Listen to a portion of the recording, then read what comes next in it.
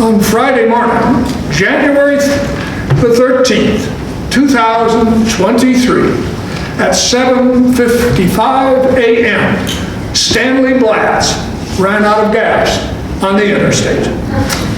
Now this would cause him to miss a very important meeting, and as Stanley Blatz knew, that could very well cost him his job.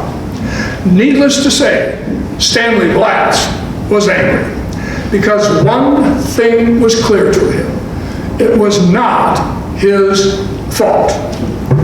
He had planned on leaving for work earlier than usual and filling up the car on the way in, but his wife had failed to set the alarm as he had asked her to the night before, so he was already running late as he was heading to the door. But on his way out, his daughter stopped him to say that she needed a check for cheerleading fees.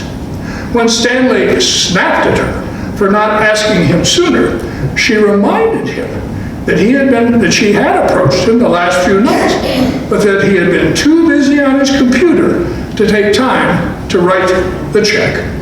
He'd been trying to retrieve material that had been lost because his internet provider had been experiencing power outages, and his son, who was supposed to know everything about computers, had failed to do whatever he was supposed to do to make sure that the backup was working.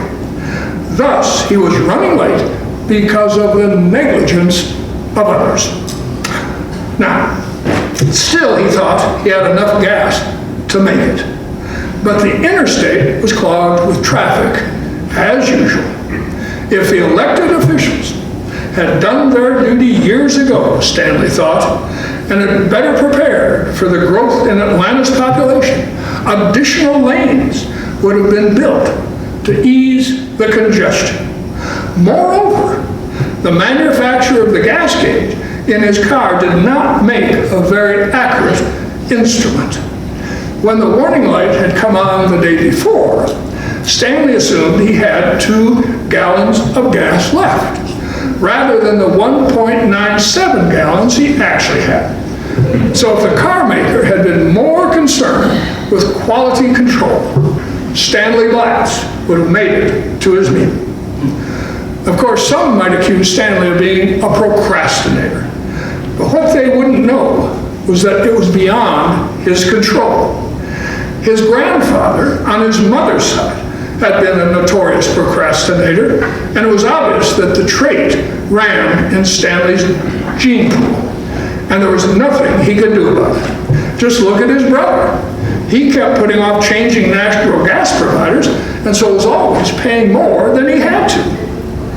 Nor did anyone realize that Stanley had a traumatic experience with a gas pump when he was a child. The automatic shut-off valve did not shut off when his father was filling the tank one Sunday afternoon when the family was out for a drive. Gas spilled everywhere, and his father, as he got into the car, said grimly that they all could have been blown to kingdom come. Ever since, Stanley had a fear of gas pumps. But his parents knew this, but did nothing to help. But then Stanley always felt that his parents had never really listened to him or understood him. Deep down, he believed that they really didn't love him. Now, being a religious man, Stanley had prayed that God would remove the fear from him, but no relief came. So there stood Stanley Blatz, seething on the side of the road, knowing that if his wife, his son, the internet provider, elected officials, the car maker, and God himself had done their jobs, and if his grandmother had not married his grandfather, and his parents had loved him more, he would not have run out of gas. Then again, maybe it was just bad luck. After all, it was Friday the 13th. One thing, however, was clear. It was not his fault. And perhaps there's a little bit of Stanley Blatz in each of us. Perhaps there are times when we need to blame others for our foolishness and need to believe that it's really not our fault, because it's hard to admit that we could be so foolish.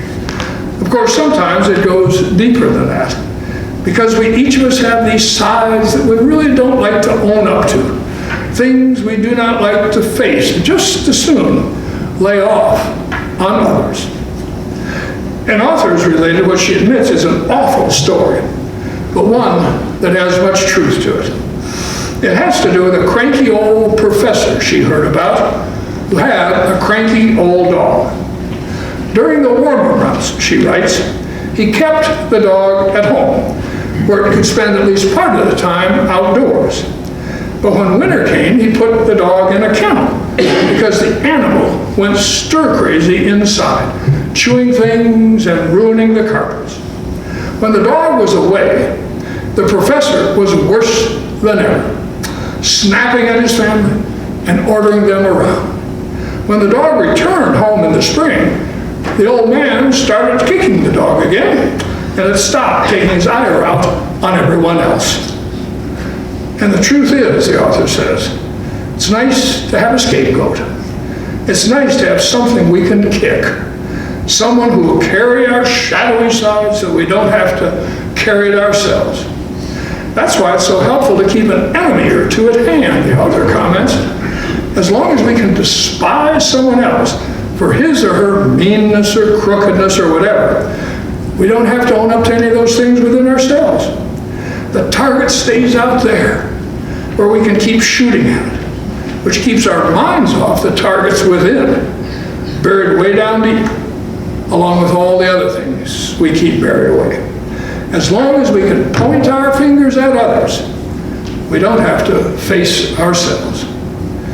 And if you're wondering what any of this has to do with today, well, it's a good way to understand the Pharisees whom Jesus teed off on in the first part of our gospel reading. For the Pharisees, the problem was always out there. They needed enemies, scapegoats, to feel good about themselves. The Pharisees were not bad people, however. As a matter of fact, as I've said before, they were good people who were very concerned with righteousness and holiness, very concerned with moral decay and the breakdown of strong values.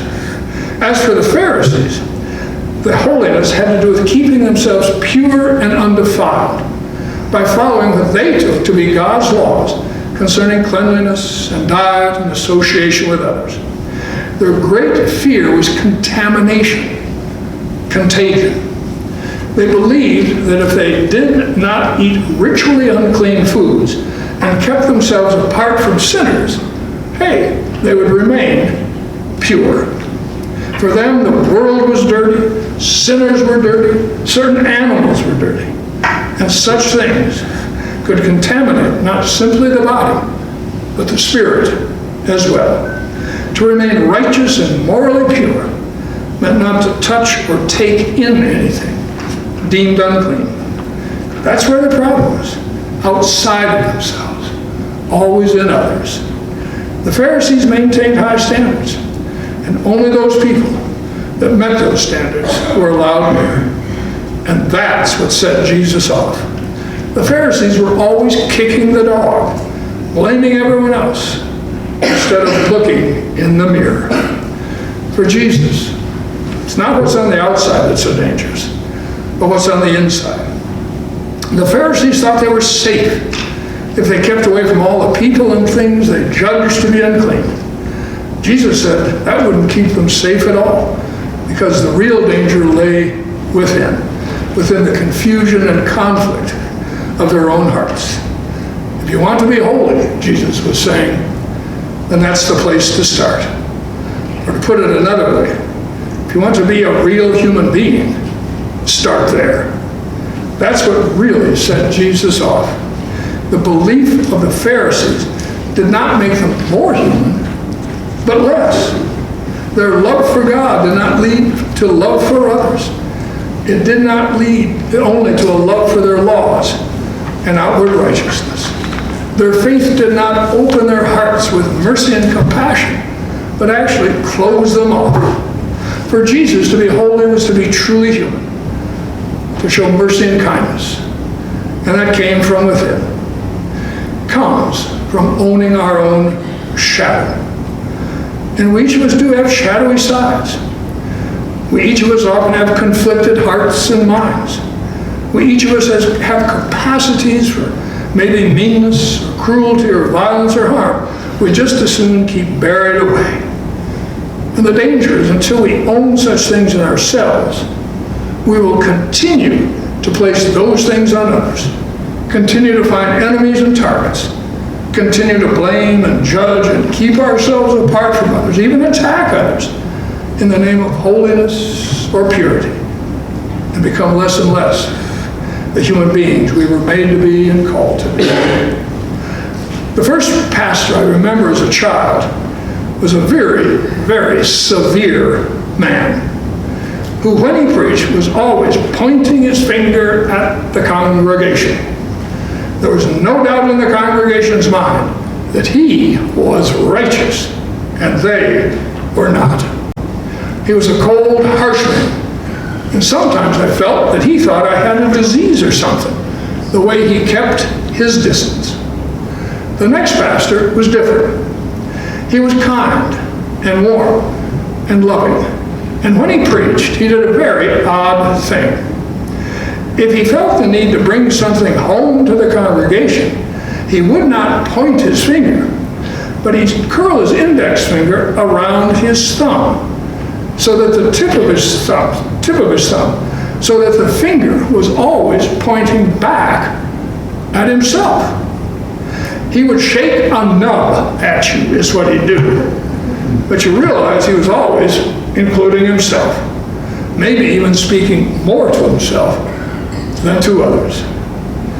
And it's a good image, I think. There's real evil in this world, much that hurts and destroys, much in others that we want to point our finger at, but we'll never be able to do battle with it unless we include ourselves, look in the mirror. We'll never be able to undo the evil of hatred and prejudice until we look deep down in our own hearts and face the hatreds and fears that still might reside there. We'll never be able to overcome the killing and violence until we come to terms with our own anger and desire for revenge.